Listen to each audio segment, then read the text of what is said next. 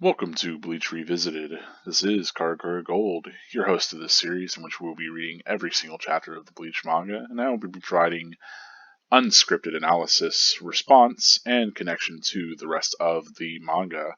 I'll also be hoping that my neighbors manage to keep it down so that I can get a clean recording this time, though it doesn't seem to be picking them up too bad. Regardless, as always, we're going to begin these videos the way that you usually do, with a reading of the newest chapter that we have available. So we'll be starting this episode on Chapter 40. Chad, you are big and strong. Chapter 40. Grow. So learn to be kind.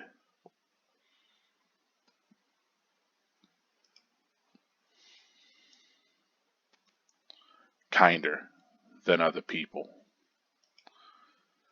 Bleach, Chapter 40. Grow?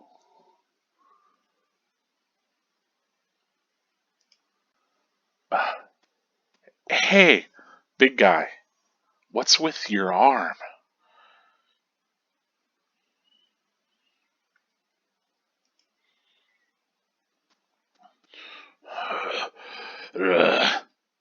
He's still not. Hey,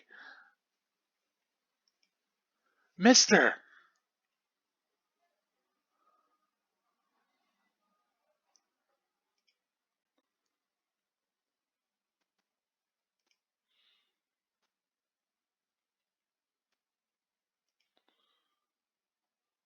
He hit it?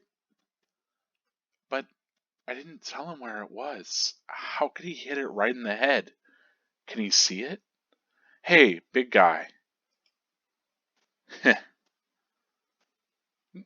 No, not that played out thumbs up sign. What a dork.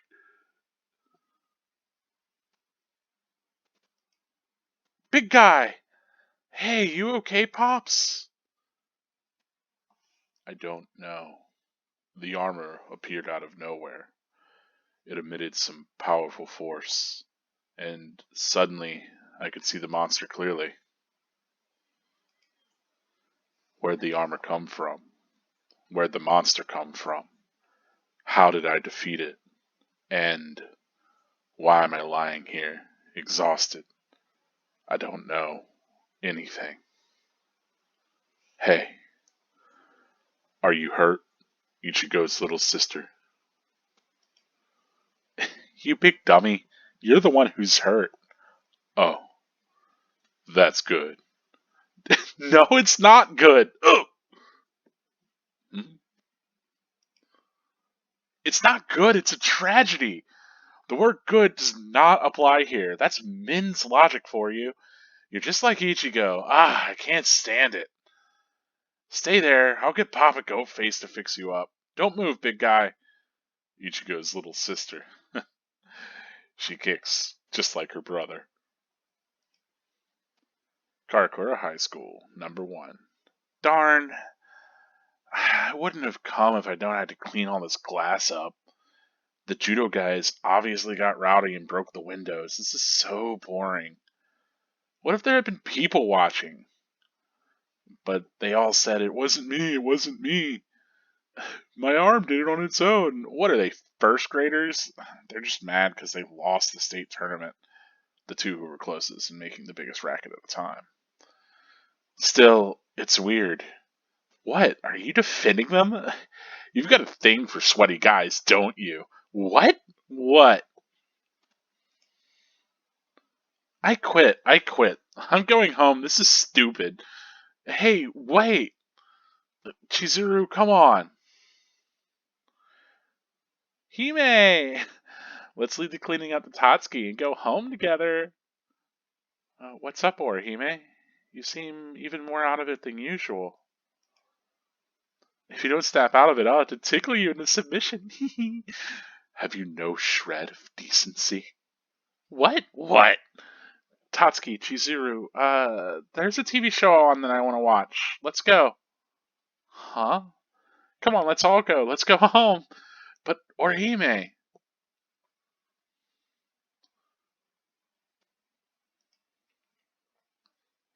Hey, Karen, she's gone. Isn't she worried about us? Who's that man? That is it for chapter 40, Grow. Some interesting things going on in this chapter. The payoff to, of course, where we came from the previous one. But, whoop, this is the first page. That has been the reading. Let's get right into doing kind of a analysis ago. Of course, usually that's how we hop into the second part of this video. It's always analysis and personal response. So as always, this is looking at the artwork, looking at the narrative and the characters and how that's all functioning, talking about that, but then also giving a little bit of, like I said, personal response, how I feel about it, how it resonates with me, my thoughts one way or the other. But kind of before we hop in, I do like this chapter a lot in kind of supplying our, as I said, paying off what we had set up in the previous one, because we do get Chad with this really cool reveal, but like I had said before, there wasn't very much to that fight between Publish-G and Chad before that point. There was like one or two moments that were interesting choreography, but I think this chapter really pays that off in dividends, and I love this Publish-G's face all twisted and contorted as he's getting knocked away. We're getting these flashbacks that I believe are from, of course, Abuelo's, his lingering kind of words to Chad, right? That's why this is cast in black between the panels. So I think it's effective use of that coloring to remind us of something that was said in the past. So it's kind of clever, this intersected text. Which, if you consider, that was one of the things that I felt like it was a weakness in the first chapter of the manga, was the intercut text between the other panels of artwork. And I feel like Kubo's at least gotten, by here, chapter 40, which, we're almost a year into publication now, if you consider that. Yeah, he's got a lot more comfortable and a lot more capable with using that sort of intercut text and creating a effective visual shorthand whenever something's a flashback to something said before versus, internalized thought versus, whatever else it could be. But yeah, I love that we get all of these panels, especially here, these wide panels to show Bulbashi flying back as Chad has these very powerful punches from his new arm. And I like the idea of Grow being both Chad growing to be this kind of man that his abuelo hopes that he does grow to be, but then also reflecting, him literally growing this arm or these powers, right? This growth and development of both character and power is pretty cool and really married to each other in the same way. And yeah, this chapter really loves to make use of what we had a little bit of in the previous chapter, right? That moment we ended on with this huge smoke clearing and Chad being the cool figure that's half obscured. It's really neat. It's an inversion because we had the hollow that was mostly obscured, right? But now Chad's the one that we're seeing obscured for vision and has all the power in these scenes.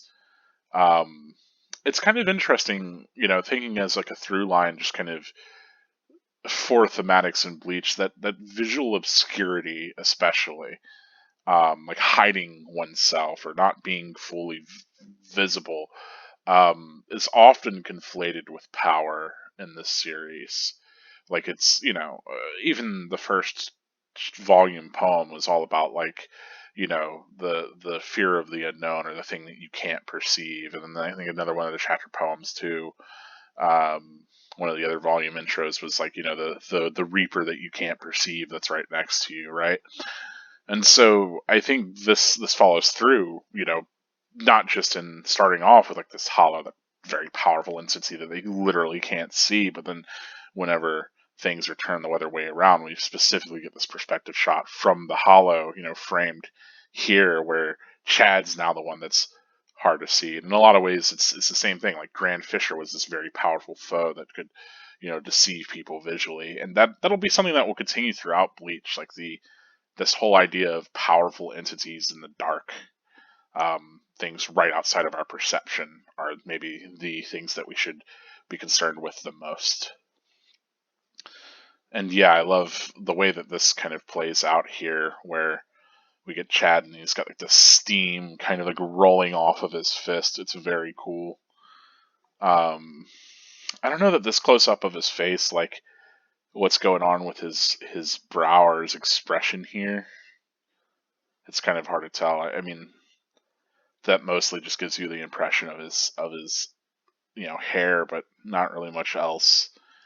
Um, but I do love, yet again, it's great because it almost feels like this is, you know, you could just use what was in the previous chapter. Like if I go back, it's a completely different panel, but you could tell Kubo really likes these, again, these really big character moments showcasing, these characters and their cool powers, right?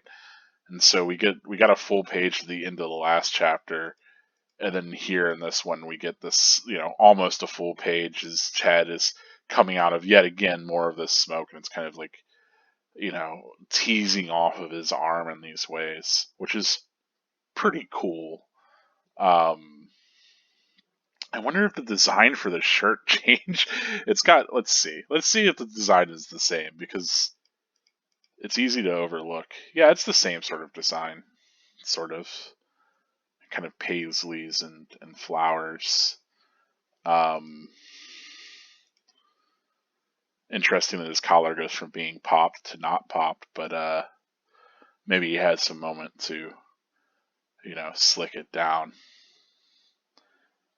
But yeah, the idea of, Chad needs to grow up to be kinder than other people because he already has strength and presence of self, right? So the idea is really to try to instill him with that kind of kindness, because it's harder to be kind if it's easier to be unkind, right? Like if you have the means to overpower somebody else or to get things your way through just sheer strength, then kindness might be harder to kind of practice, just because it's not as easy to, see what you want fulfilled. It's easier to kind of take things by force if you are powerful. And so it's a nice lesson that Chad's really come to embody.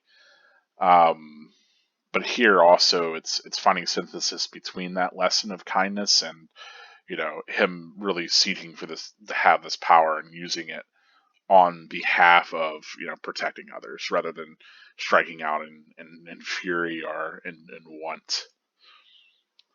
Um, as usual, cool chapter cover. Get all the characters in the sportswear. I really like this sort of shattered rose looking thing. Reminds me a little bit of I think No More Heroes has that sort of rose design, right? For Sand and Destroy. I could be wrong, but it's a cool visual thing, and something that I feel is tied to Chad a little bit. I mean, his floral shirts especially are pretty tied to his character and kind of iconic. Um, Ichigo with the sweatbands, the wristbands, as always. But it's neat chapter cover nevertheless. I wonder who this character back here is supposed to be. Or if that's just the back of somebody or something. I mean, I think it exists just to have a jersey that says 40 on it so that we could punctuate chapter 40. But it's a cool chapter title, cover, nevertheless. Anyway, yeah, and of course we have Karen to kind of express to us, like, yes, obviously what's with that arm, but also that Chad now can perceive the hollow, which is the big other kind of step here. Um, yeah, and I love that, we get more of like this kind of steam coming off of his arm. Uh, yeah, this thing, like, I love how it lumbers up, right? It has like smash its arm into the ground and use the leverage to kind of pull itself up. And I like that Chad just sprints right at it. Um, some good expressive work on Karen here too. I think really works, goes a long way. But this is the sort of interaction that I was hoping that we would get in the previous chapter, and I'm glad that we got in this one.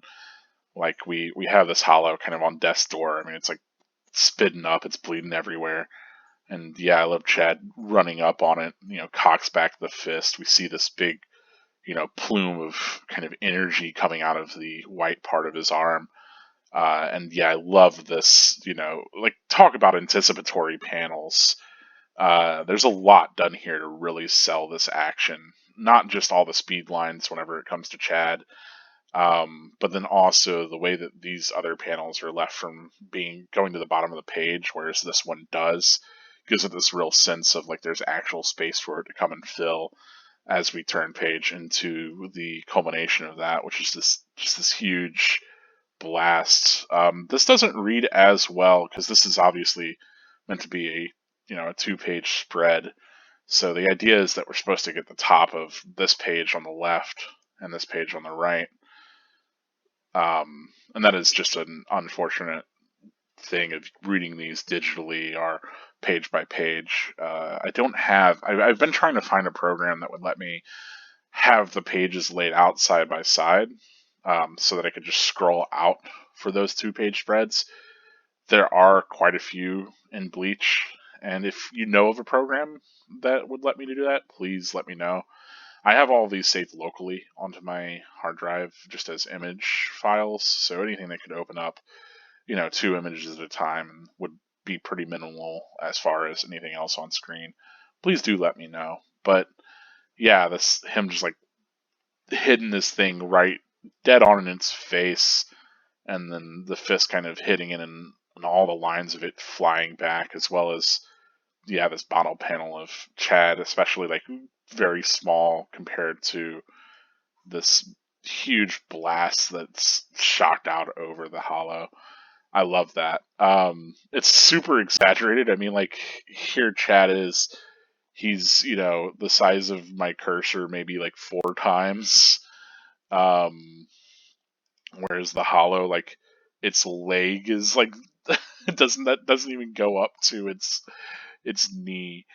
It's like that means just halfway up its shin. So it's super exaggerated, the sense of scale here. But I think the idea is just having Chad, blasting this huge enemy, and I love, it just takes its head clean off. It's absolutely brutal. Yeah, like it flies over the stairs. You get its little toes.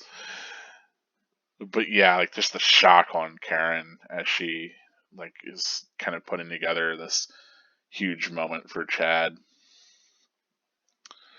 And of course, the very, very iconic Chad giving this thumbs up, right?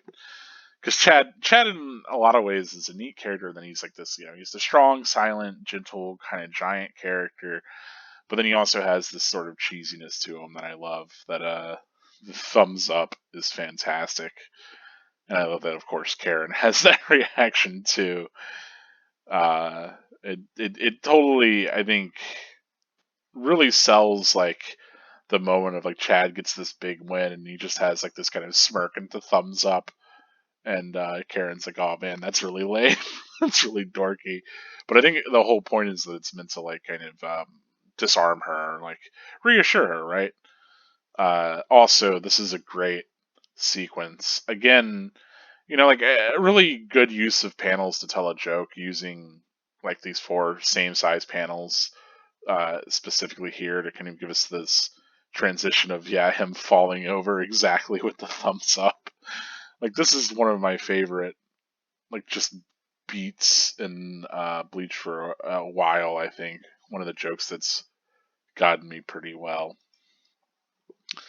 Um, yeah, Chad's arm looking pretty thin over here, but you know, as you do. Uh, yeah, and I love that. Of course, we get Chad passes out, hits the floor. Basically, I say passes out. He's still conscious, but hits the ground. You gotta wonder. I imagine the arm goes away whenever he doesn't want it to be there, or should he lose consciousness? But yeah, this shot of the hollow with its just completely head exploded out. It's pretty gnarly. And of course, we get the reflection. I like that we do get to see on the same page, like Chad and the aftermath of the battle versus the hollow that he was facing, Bulbous G. I think that's pretty good. Um, I think ultimately, this is kind of a satisfying conclusion for this fight, especially with Chad being able to kind of see this monster and also him having a good bit of confusion over it. I like this exchange a lot too, where he asks if Karen's hurt. So that's what he cared about, right? Uh, and then love that she just kicks him. Because we get it's a kind of cute moment because we get some levity after all of that tension. But then also, I love that they both have this takeaway where, she's like, you're just like Ichigo. I can't stand it. And she like kicks him, saying like the word good doesn't apply here. Like, obviously, you're real beat up. What the hell's wrong with you? And then Chad has the same sort of takeaway that she kicks just like her brother. So it's like both of them realizing like, they're the other is more like Ichigo than they had thought. Um, which is pretty cool. They both have like that sort of connection in Ichigo, and so seeing that connection reflected in their behavior is interesting too. Um, yeah, this moment is very reminiscent of Ichigo, like that I can't stand it kind of yelling, a big kick. It's all very much like him. So you could definitely buy Karen as Ichigo's younger sister, especially. Um, and then I love, of course, Chad having this cool stoicism to him. Obviously, I think to Chad it's a much higher degree than Ichigo, but it's pretty cool nevertheless. And I also like the way that Chad's drawn here a lot too. I think more than the previous chapter where it felt a little inconsistent, it feels a little bit better here. His features stay kind of chiseled and rough rather than there were moments in the previous chapter where there were like times where he looked a little bit too like rounded off and soft, I think.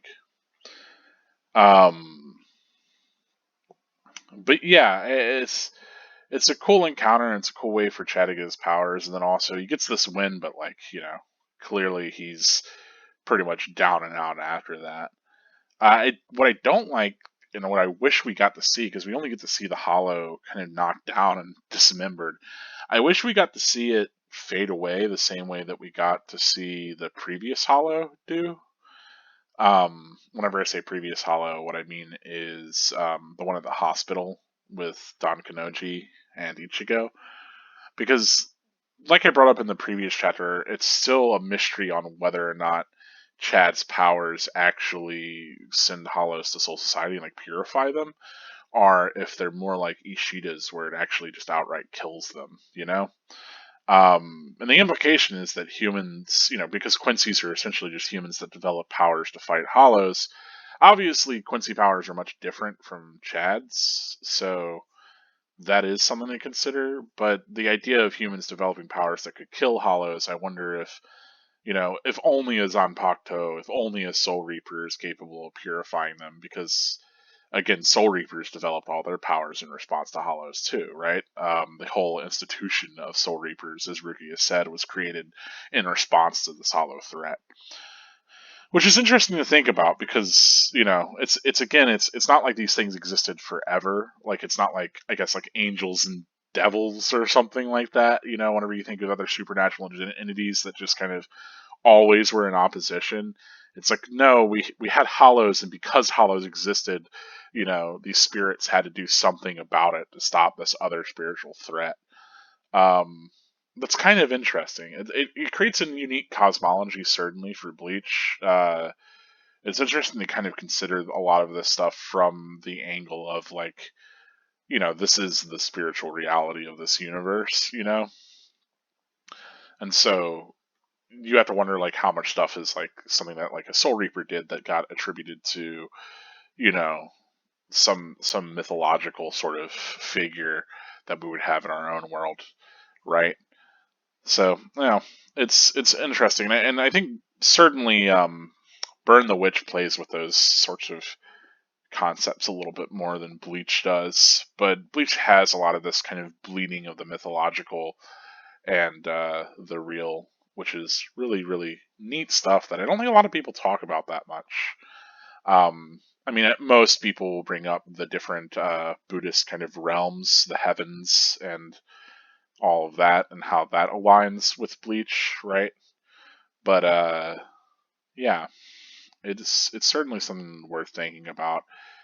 And ultimately, to tie back all this back together, I really wish that we had some sort of confirmation. I think because the hollow doesn't explode the same way that they did with whenever uh, Ishida defeated him, I can maybe consider that as being more reflective of this being like a proper sort of you know, what is it? Not destroying it the same way a Quincy would, but I'm not sure, and it's still unclear, and I wish it was clearer. Obviously that's not the point that we're supposed to be taking away from this. Like the whole idea of Quincy deleting hollows versus Soul Reapers kind of purifying them is a bit backgrounded and not the important moment here, but I still wish we had that world building. Anyway, I was actually surprised. I forgot that the rest of this chapter dealt with the beginnings of this Orihime bit because, I was expecting, this to be kind of end of chapter. We get the usual transition, right? The zoom out, especially to clouds or scenery like this with somebody, having some dialogue, and then the hop from again to other scenery and dialogue pulling us into the next thing on the next page. But I was surprised by how much of this other scene that we actually got because I was expecting the chapter to end right there, and to be like, oh man, I guess this is just action heavy.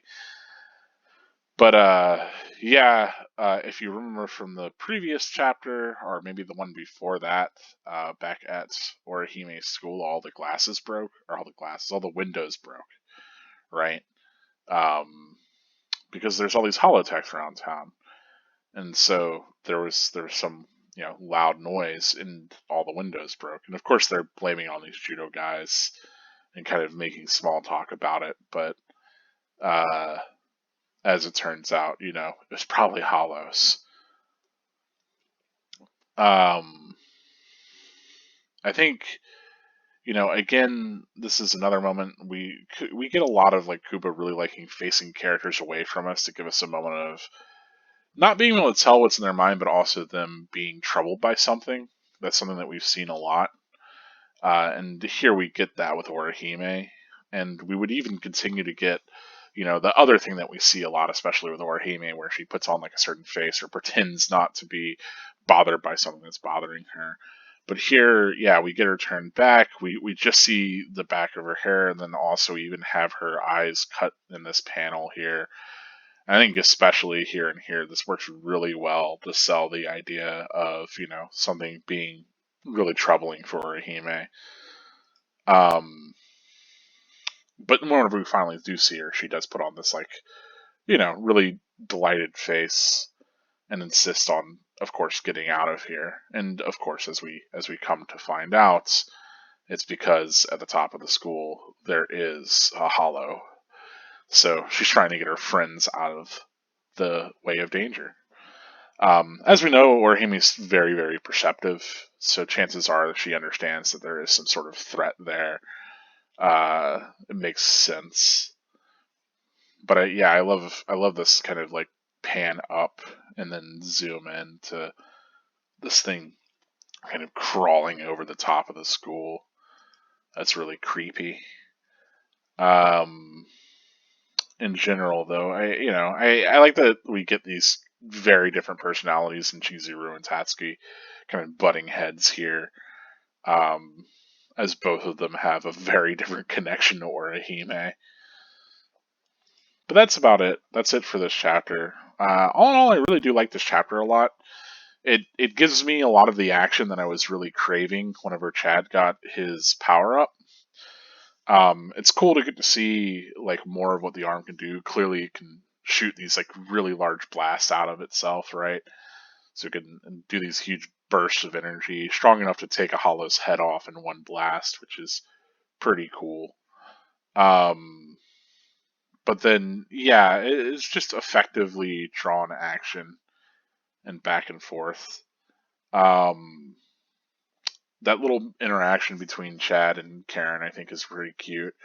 And then we get a little bit more of cute interaction between Tatsuki and um, Chizuru there before we come around to Orihime trying to get them away from this looming threat, which of course seems to be leading us into where we're headed for in the next chapters to come.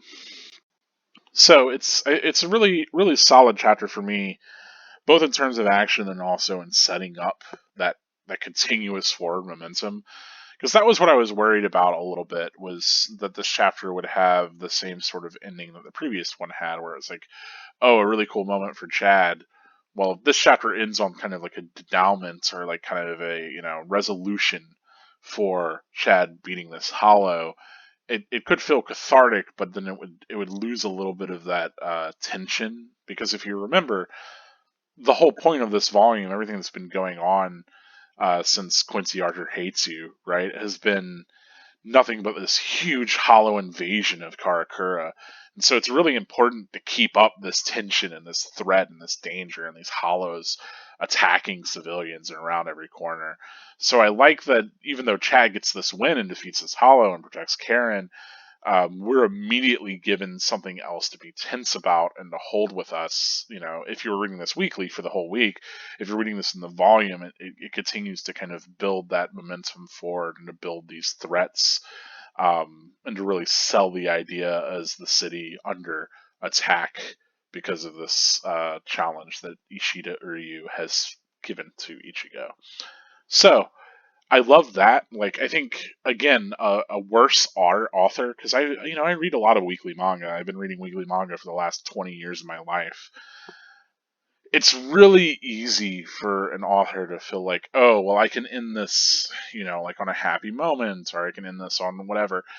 But whenever you're thinking about, okay, how do I want to write this larger arc, you really have to consider your pacing. And it while in the idea of like, okay, well, week by week maybe this works for a weekly pacing, but does this work for the sort of overall story structure that I'm building, you know and I think all the best manga does a very good job of considering the pacing of its arcs as well as its overall sort of structure. And again, that's one of what I believe is Bleach's strongest points, is this real consideration that Kubo has to the larger structure of Bleach, rather than just it being sort of weekly entertainment. Um, and that's not just to say the larger structure as far as the entire manga and these broader strokes, but also, it's like, okay, I'm writing this arc that's about this hollow invasion. I need to keep, these moments to continue to sell this threat. Otherwise, if I have too much of a moment of catharsis or too much of a moment of a character really feeling like they have this victory and everything's safe, then it's going to ruin that sort of tension, and it's going to make this moment seem not as dangerous as it should be. So it's something that I think is really commendable. As I said before, there's other stories that don't really pull it off as well. Um, and there's times where it works, times whenever it doesn't. One that's coming to mind immediately, especially, I try to compare Bleach to its contemporaries because I think that's fair. Oftentimes, they talk about the big three of shonen, right? Which is Naruto, One Piece, and Bleach. Shonen Jump's big three, and the reason they said that is because they were the most popular and influential manga for a good 10 years straight. They really earned their place at the top of it. And now a lot of people will start to like say things like they feel like Bleach didn't deserve to be in the big three, or was the weakest of the big three, or whatever, right? Or they'll even be like, oh, it's really Dragon Ball, you know, Naruto and One Piece, or whatever nonsense people will say. Now the big three specifically culturally refers to those three manga, right? Bleach, One Piece, and Naruto. And with pretty good reason. I think because both ended up having insane amounts of influence on what would come after, but also being kind of a synthesis of what had come before. Naruto really marries a lot of the sort of things that were going on in Hunter x Hunter and in earlier kind of shonen like Dragon Ball, especially. Like it's really hard to read Hunter x Hunter and Dragon Ball and then read Naruto and not feel like Naruto is just a retread of both of those stories. But, obviously ended up being massively popular, as those other ones are popular too. But it's very clear like what kind of like they're taking a lot of the same notes out of the same playbook, if that makes sense. But it'll read very familiar, which is kind of interesting if you go and check out Mashishi Kishimoto, whatever the guy's name is, the guy that writes Naruto. He actually has a brother who wrote a series called I'm pretty sure it's called something like 666 Satan, or something crazy like that. But it got localized as O Parts Hunter because he can't be naming stuff 666 Satan, I guess, in English. But that series reads even more like what if we did a retread of Naruto but made it more Huntery. It's interesting. I think it's certainly worth a read. But getting back to what I was saying, these mangas being the big three and being very influential and being a synthesis of what came before. Um, I feel like in a lot of ways, One Piece kind of is reflective more of Dragon Ball than anything else. Um, and various other gag manga as well. It's interesting and curious to think about because nothing is really reflective of like the real. I guess to an extent, yeah. I'm thinking about like stuff like Fist of the North Star or JoJo's, which were other big Shonen Jump hits in the '80s before, like the '90s or especially the 2000s, which is whenever Naruto, One Piece, and Bleach obviously blew up huge, right? But Bleach feels like it's especially reflective of a lot of those '90s manga. Like whenever I'm thinking about we're going to get a lot more JoJo's sort of referential stuff going forward for sure. There's not as much JoJo's earlier on, but I mean it's impossible to read Bleach and not draw at least some connection to something like Yu Yu Hakusho, right? Where we have this kind of punk character that's drawn into a supernatural world and has to do this job of a spiritual sort of thing, and then that ends up becoming more and more of a personal deal as they get more involved and they're fighting more of these threats. I think it's interesting, you talk about because the same guy that wrote, I'm pretty sure it's the same guy that wrote Yu Yu Hakusho wrote Hunter x Hunter. I'm almost positive it's the same artist or author or whatever. Same author at least. Also did Level E. If you're a fan of all that, check out Level E. Level E has a fantastic anime too.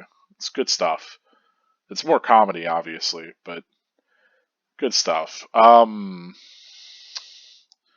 Yeah, I don't know. Bleach feels really reflective of more of the sensibilities of Yu Yu Hakusho, or something a little bit more mature than Dragon Ball or any of the that sort of, or Hunter x Hunter really, which not isn't to say that Hunter x Hunter doesn't have its mature moments.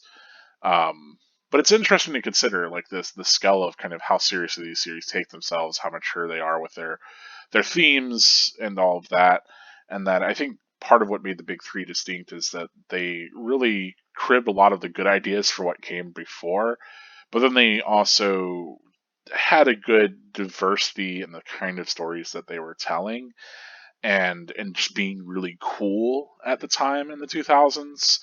And yeah, I think it's it's something where a lot of people gave Bleach kind of, I think, an unfair sort of criticism. Um, like I said, they often would call it the weakest of the three, or even consider it not to be a part of the three for people that weren't around during that time. But it's for me, it's like, well, Bleach was doing very different things, and I think the whole point was that it was obviously a part of this pantheon because it did really well initially, but also because it offered something pretty significant that these other manga and Shonen Jump weren't doing, and that it was this kind of more serious to a degree and more mature series. And there's always been a place for that kind of series within Shonen Jump. I think that some of I mentioned JoJo's Bizarre Adventure. Some of JoJo's Bizarre Adventure certainly fills that kind of idea. Same goes for some of Yu Yu Hakusho. Same goes for, I think what would come after, right? So if you consider a series like Chainsaw Man feels very influenced by Bleach. Uh, but I think all of it's good stuff. And I like manga in general. As much as I'll be like, oh, it does this better than this, or I think it's better than people give it credit, or whatever. And anytime that I bring up these other manga, I don't mean to disparage them, like, and say that they're not worth reading. I think it's important to recognize where certain manga do well versus poorly, especially in relation to each other, like what their strengths and weaknesses are. But whew, that was a lot a lot of history, a lot of it aside to essentially get at the point that I was trying to make, which was, not just all this stuff about the big three, but also before all of that, I was talking about structuring your manga, right? And writing towards these kind of larger narrative arcs as well as the manga as a whole in these broader strokes. And I think that that was one of Bleach's strengths. And I was going to compare it, especially, this is why I brought up the big three. It's because I was going to compare it to its contemporaries, because, again, I think they all had different strengths and weaknesses. And why they all ran in the same magazine and were all effective is because they didn't have a lot of redundancy with each other when it came to that. And so, one of the things that I feel like Bleach did really well, that you can really see weaknesses in Naruto, is considering those kind of larger structures. Um, and even like the arc pacing too. It's really hard for me. Like I don't think I will ever reread Naruto, like period. But it's very hard for me to read, especially the like big final battle in Naruto, because the pacing of it is all over the place. And I don't know, it doesn't feel like the sort of conflict that it was meant to be built for. And a lot of the fights feel arbitrary. There's a lot of moments where like the tension isn't properly kept, and I don't know, the whole thing just feels exhausting. Um, it's just not told in a way that properly keeps its tension and carries you with interest from chapter to chapter, at least for me. Whereas I didn't really ever feel that sort of same fatigue with Bleach. There was a bit kind of in the middle of Bleach, but that'll be spoilers. Whenever we get to it, we'll get to it. Or if we talk about it in some spoiler section in this video or another one. But yeah, overall, I think Bleach tends to be kind of paced very neatly, and it's interesting to consider how its arcs kind of fit with each other as well, because it does do a sort of thing, again, kind of taking a big note from the Yu Yu Hakusho or the Hunter x Hunter kind of playbook, where its arcs do feel very distinctive and very different from each other for various reasons. Even considering JoJo's, though JoJo's does it by just being kind of generational and its arcs being whole different stories to an extent. Um, but yeah, it's interesting to see how these different manga influence each other, and then also what they do well and what they do poorly, and how that continues to influence other manga. I think it's easy to kind of see series like Demon Slayer or Jujutsu Kaisen or Chainsaw Man, and to see like the strong aspects that they're cribbing from Bleach, which is kind of interesting to see the influence that it had. I think that's one of the things that maybe speaks towards, whenever people talk about the big three and like if they really deserve to have the status they do, just look at the influences that they each have in the manga community, and like what other manga are kind of trying to kind of synthesize the strengths and to even maybe end up inheriting all of the weaknesses of these other series. So, all stuff to consider as I have a whole 10-minute aside about the state of manga and Shonen Jump and the big three. Um, but I mean, that's it for my analysis in response to Chapter 40. Hopefully, there's some insights there that you appreciated. If you have anything that you noticed, both in the artwork or in the narrative, that I didn't talk about and you would like to bring up or you're interested in, feel free to leave that in the comments. But for here on out, the video is going to be about spoilers. I'm going to be talking about how this connects to the rest of the manga. So if you're interested in that, you're in the right place. If you don't want to be spoiled, then this is your time to just mute the rest of the video or, navigate to something else. Go leave me a comment or something. Anyway, I'm curious actually how many people watch what parts of the video. YouTube analytics let me see at the very least like how much percentage of the videos are watched, like this many minutes or whatever, but it doesn't tell me like, hey, a lot of people are listening to this section versus this section versus this section. So I'd like to know what chapters you also are paying more attention to or care more about. I feel like they're all kind of important, but I obviously have the most to say in these second segments, these analysis and response, because you know it's analysis and response, but then also it's where there's the meatiest amount of content that I can generate independent of just reading our connections, because not every chapter has a ton of connections to everything else. But let us go forward. Spoilers, as we talk about how this connects to the rest of Bleach. So yeah, of course we get Chad in this whole play low, grow strong bit again. We have the arrival of his right arm of the giant, right? It's kind of interesting that this refers to it as armor, which I think is pretty cool. Arm or haha. Uh, yeah. I it's interesting to kind of consider also the fins on it. Obviously, as we come to realize, this is all meant to be symbolic of a shield, right? But it feels like with the fins and everything, it certainly feels more organic or hollow like to me. Um, but this whole like having this big blast that he does that takes off its head is pretty cool.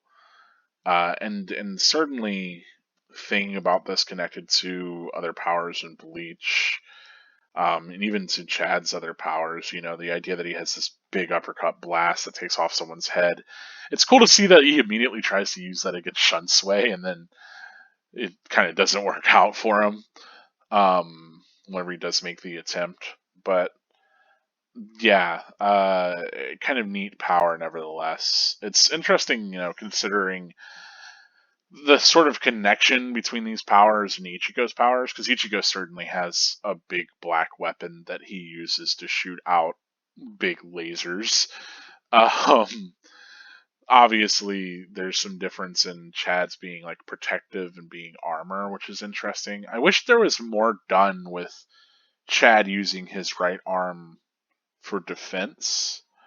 Like, it would be really great if we got more moments where an enemy's attack failed to pierce it and Chad kind of interposed himself between him and other characters. But as you come to know, we never really see that as much.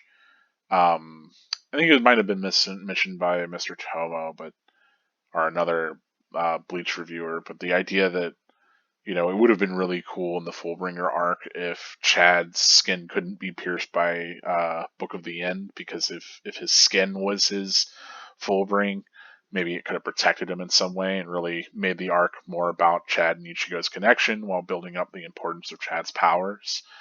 And I do definitely think that would have been maybe a more interesting way to write that if you want to involve Chad more.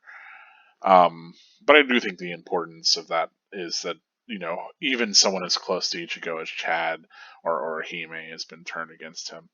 And I think that helps to sell Ichigo's isolation and the power of Tsukishima's, changing people's bonds and manipulating them even more so, that even someone like Chad or Orihime could be turned. Though, like, yeah, maybe the arc doesn't work as well if Ichigo doesn't have to put all of his faith into Genjo, if he could have an ally like Chad at his side. But I don't know, it still works for me. It still could have been written in an interesting way to involve Chad more and to make his character a little bit more significant there. Because, we talk about these chapters, right, that as much as Soul Society is supposed to be like Rukia's arc, right? And so, if you think of them all as being focused on a specific character, right, that Substitute Soul Reaper is really Ichigo's story, and then Soul Society is Rukia's story, and then Hueco Mundo is really Orihime's story. and then Lost Agent is supposed to be Chad's story, and we get so little of Chad compared to how much we get of Orihime or Rukia or Ichigo, and really building and defining these characters and making them really important moving forward. But I think in a lot of ways, Thousand Year Blood War also had that same sort of issue with Ishida, where that was really supposed to be Ishida's story, but we didn't. We got surprisingly little about him, besides his half a heel turn, but not really his double agenting, which I think I'll talk more about that when we'll get there, but part of the purpose of that is I think that we were never supposed to be reading it as a what if he actually betrayed the group. We were also always supposed to have that irony of knowing that Ishida was one of the good guys, right? Um, Obviously the thumbs up thing would come back with Chad, but yeah, I don't know. I kind of wish we had gotten maybe a little bit more uh, with Chad in the final arc, especially, because this idea of being a Chad being like this kind of self-sacrificial, big shield of the guy, right? I think that's really significant. Um, yeah, I love that he refers to it as armor. I wonder like how accurate that translation is, but the idea that he sees it as armor is important and I think significant, and is pretty different from the way that Ichigo perceives his powers, right? So that's neat. The kind of straight blast to the head, of course, dismemberment being one of the big things in Bleach. Almost every character that gets wounded loses an arm, but kind of wild. He takes off this hollow's head, and then we don't see anything else of it. Like I said, I lamented that we didn't really see about if it was purified or not, and here we still don't. And I gotta imagine it still purifies hollows. Like my understanding of it is that anything that kills a hollow still helps its soul move forward. Maybe I need to get maybe I need to go back and reread those earlier chapters.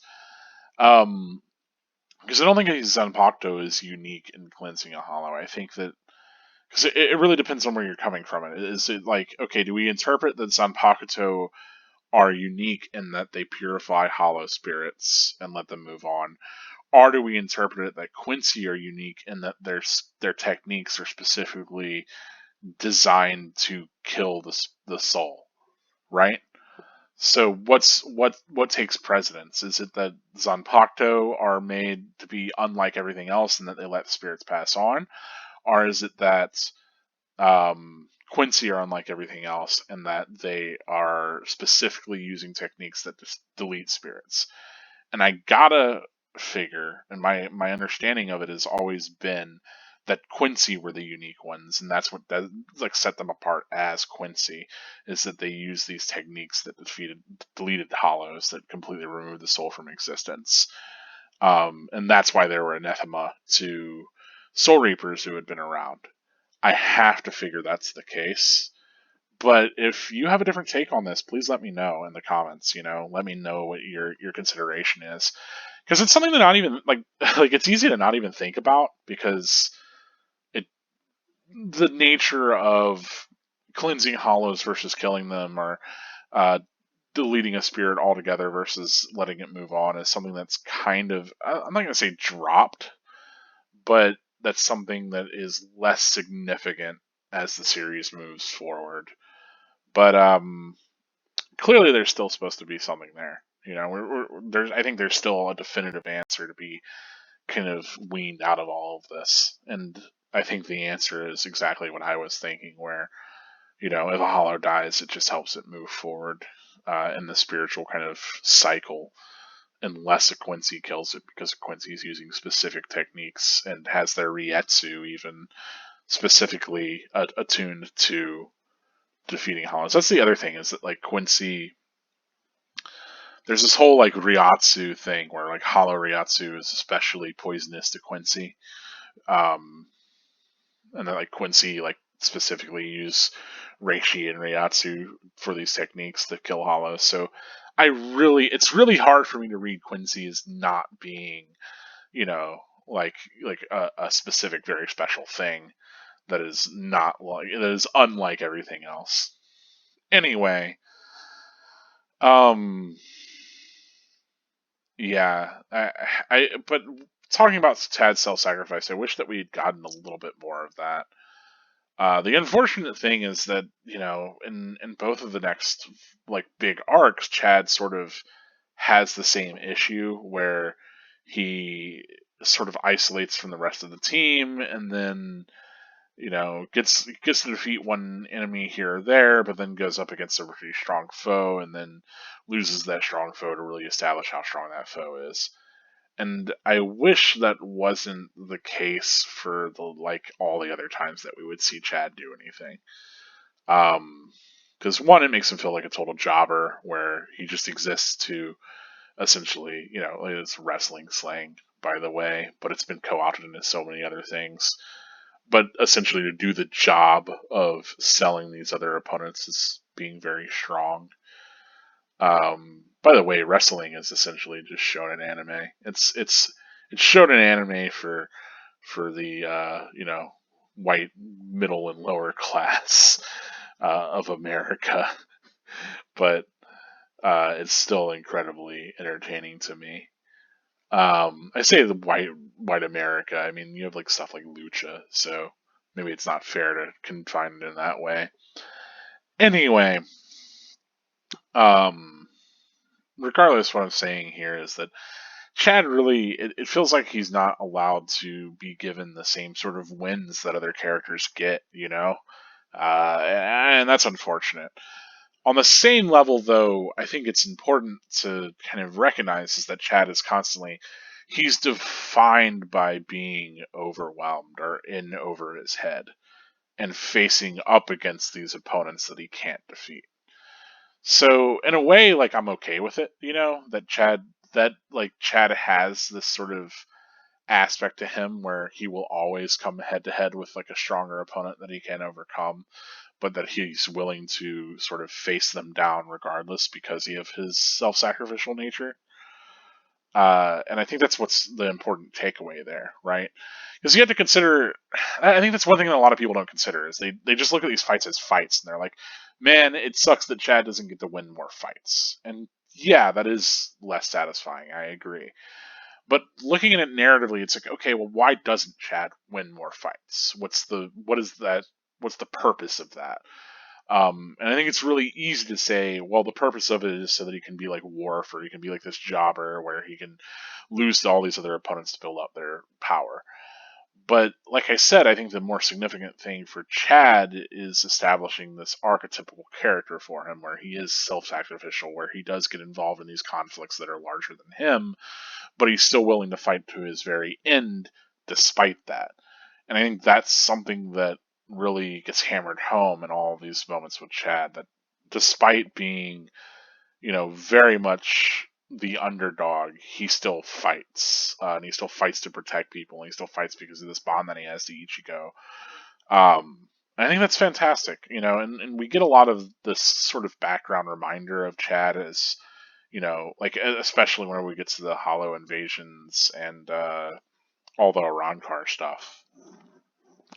We get a lot of Chad really kind of considering and reflecting upon that, where like, Ichigo is just so many leaps and bounds ahead of him, and how does Chad properly like keep up?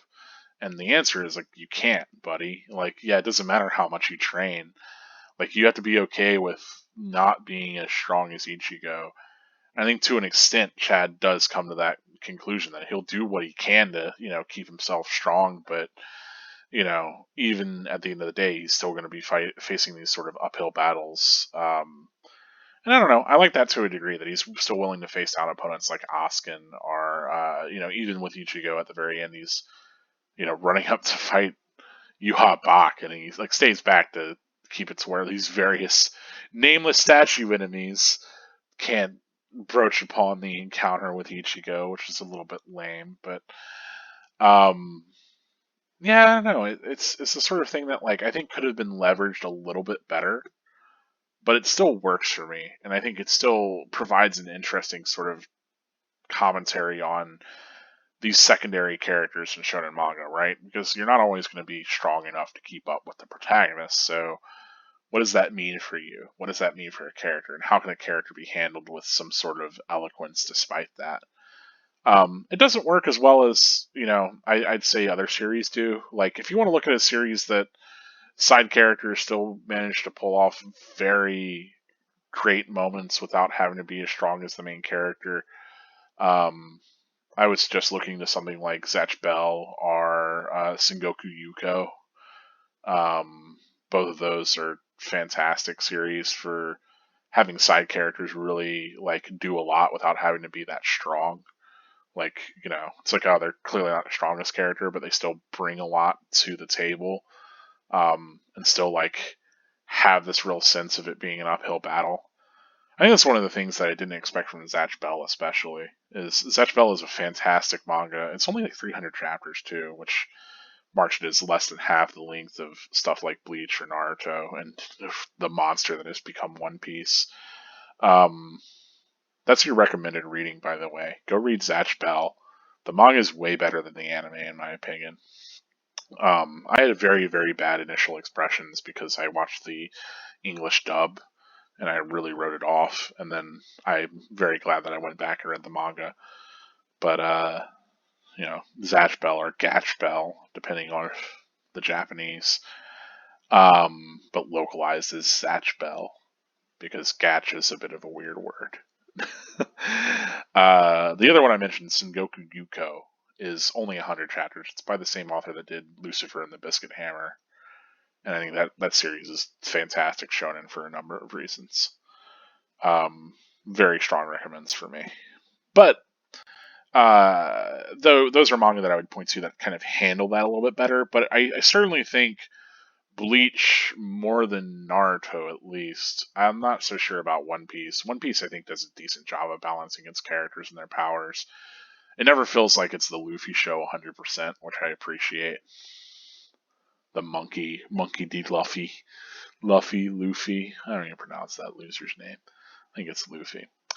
But, yeah, it feels like there's like at least a good balance between the other characters, which is nice. I think that's one of the weaknesses of Dragon Ball, especially for me, where that's so much the Goku show.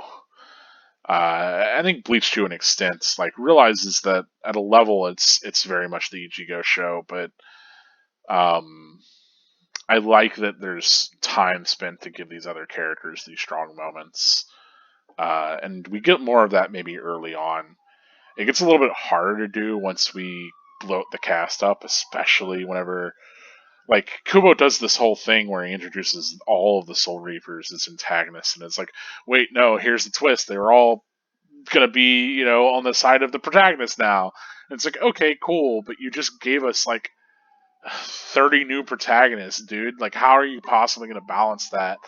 And then kind of does the same thing again with the remaining Espada, with at least like Grimjow and Nell, and to a lesser extent Halle Bell. And it's like, dude, like you can't keep doing this. It's impossible to balance your already bloated cast. Like how are you going to give significant character moments to all these characters? So I think that's like Bleach ends up spinning way more plates whenever it comes to the end of the series. Um, and really, in a lot of ways, whenever it gets to those moments, it feels like it's harder to have as many satisfying conclusions. A lot of people will criticize Bleach as feeling rushed at the end, and then there just wasn't time for something like Chad to really shine. And I don't feel like that's the case, but I do feel like Kubo, in his ailing health, really felt like he had to kind of push things along, lest the manga last forever, and he end up in a Hunter x Hunter situation, right? Which, I'm really glad that they like Kubo's in the current publication sort of situation that he has with Shonen Jump, where he just does it whenever he, on his own time, whenever he's capable of, and whenever he has new chapters they get published. I think that's really smart of them to have that arrangement, even if it doesn't mean that we're getting things weekly. I'd rather have that than have my favorite authors kind of suffer mentally and physically. Anyway, that's a lot of words to essentially say I don't think Chad gets the short of an end of the stick everybody gives him. And this fight, just like the ones going forward, are meant to be reflective of the whole sort of aspect that Chad has, that he is this character that's in over his head. And while he does get these victories here and there, he's still very much the self-sacrificial guy that's not going to be the one to finish the, main antagonist ever. He is, from the onset, relegated to side character supportive friend, but I think it's significant that he's willing to be supportive even though he knows that he's not going to be able to overcome the enemy. And I think that's really important distinction that changes him, marks him as different from Ichigo. Because as we were talking about earlier, there's so many connections to Ichigo where it can feel like, okay, well, why's Chad here? That feels a little bit redundant. And I think in future chapters, Chad really serves as like this human connection for Ichigo, as much as like, a lot of people will say like, oh, it really feels like Uryu and Ichigo really build this more of this sort of bond than what Chad and Ichigo have. And I don't think that's entirely cogent. I think that that the connection Chad and Ichigo have is more significant to me because Chad knows he's overwhelmed. Because at the very least, Ishida, I never get the sense from him that Ishida feels like he's going into a situation where he can't win.